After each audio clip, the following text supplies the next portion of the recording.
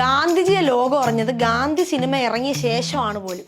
At least cinema ഇറങ്ങിയിട്ട് നല്ല രീതിക്കല്ലേ ആളുകൾക്ക് അറിയാവുന്ന. പറയുന്ന ആളിനെപ്പോൾ ലോകം അറിഞ്ഞത് മറ്റേ ഗുജറാത്ത് കലാപത്തിന്റെ BBC ഡോക്യുമെന്ററി ഇറങ്ങിയ ശേഷമല്ലല്ലോ. അതാണെങ്കിൽ ആരും അറിയാതിരിക്കാൻ അങ്ങ് നിരോധിക്കുകയും ചെയ്തു. കള്ളൻ.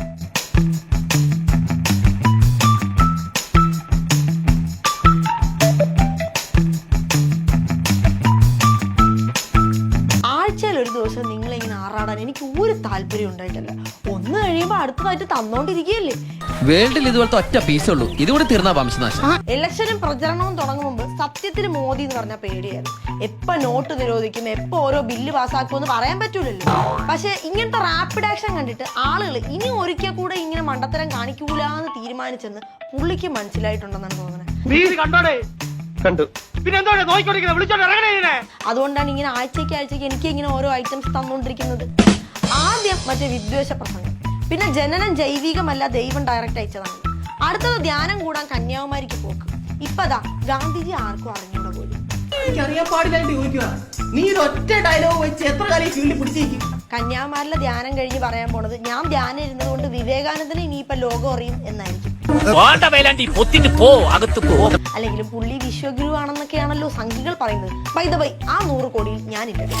മിസ്റ്റർ, ഈ സിനിമ ഇറങ്ങിയിട്ട് 42 വർഷമായി. മോദിക്ക് ഇപ്പൊ 74. അതായത് മേൽപ്പറഞ്ഞ മോദി ജനിക്കും മുമ്പേ ഫേമസ് ആയ ആളാണ് ഗാന്ധി.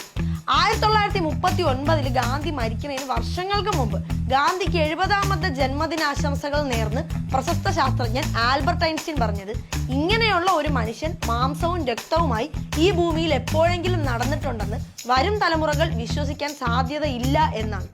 ലോകത്ത് 70ഓളം രാജ്യങ്ങളിൽ ഗാന്ധിയുടെ പ്രതിമയുണ്ട്. ഏത് ആർക്കും അറിഞ്ഞുകൂടാത്ത നേരത്തെ പറഞ്ഞ ഗാന്ധിയുടെ.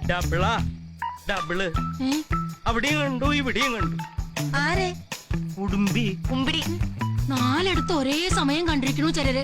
വെള്ളിയാഴ്ചയും പാവം ഇന്ന് അങ്ങനെയൊക്കെ കണ്ടുന്ന് വരും.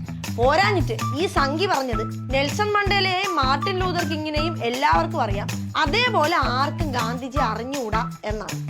കഴിഞ്ഞ നൂറ്റാണ്ടിന്റെ 2ാം പകുതിയിൽ വിജയത്തിലെത്തിയ 2 സ്വാതന്ത്ര്യ സമര പ്രസ്ഥാനങ്ങളാണ് ഉണ്ടായിരുന്നത്. ദക്ഷിണാഫ്രിക്കൻ സ്വാതന്ത്ര്യ സമരവും അമേരിക്കൻ സിവിൽ റൈറ്റ്സ് മൂവ്മെന്റും.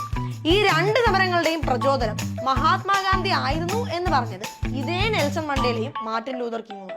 എന്നിട്ട് അവരെ 2 പേരെ അറിയുമ്പോൾ ലോകത്തിന് ഗാന്ധിജി അറിഞ്ഞുകൂടുന്നു. മിസ്റ്റർ, ഇവരുടെയൊക്കെ റെഫറൻസ് തന്നെ ഗാന്ധിജിയാണ്.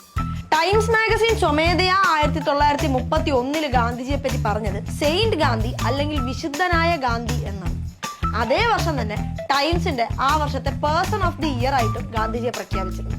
അല്ലാതെ ഇവിടെ ഒരാളെ പോലെ BBC വരെ വന്ന് ഡോക്യുമെന്ററി എടുത്ത് കള്ളത്തരം വെളിച്ചത്താക്കിയിട്ട് അത് ആളുകൾ അറിയാതിരിക്കുക, അത് നിരോധിച്ചിട്ട് അത് DYFI പോലുള്ള സംഘടനകളെ ഏറ്റെടുത്തിട്ട് രാജ്യത്തെ മുഴുവൻ ആളുകളും അത് കണ്ടിട്ട് അയ്യേ നടക്കിയത്.